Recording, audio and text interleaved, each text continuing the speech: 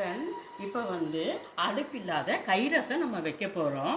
2 நெல்லிக்காய் சோடு புளியை நான் எடுத்துருக்கிறேன். அதோடு சேர்த்து நான் பச்சை மிளகா 10 பச்சை மிளகா நான் வச்சுருக்கிறேன். அதோடு சேர்த்து 2 பெரிய வெங்காயம் எடுத்துருக்கிறேன். அதை சேர்த்து போட்டுக்கலாம். பிறகு கருவேப்பிலை இலை, கருவேப்பிலை ஒரு புளி, அப்புறம் கொத்தமல்லி இலை அது ஒரு பொடி போட்டுக்கலாம். இது எல்லாம் சேர்த்து உப்பு சேர்த்துக்கணும். உப்பு சேர்த்திட்டு இதை வந்து நான் பூண்டு ஒரு 7 பூண்டு எடுத்துருக்கிறேன். அதையும் சேர்த்து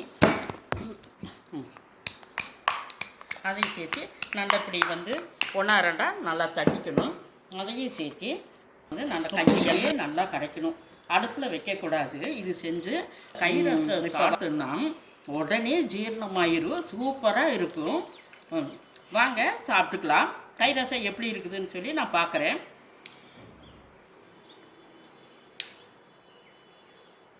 சூப்பராக இருக்குது.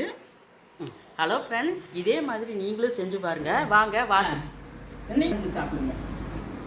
அங்கே பார்த்து சாப்பிடுங்க. எப்படிங்க இருக்குது? நல்லா சூப்பராக இருக்குதா?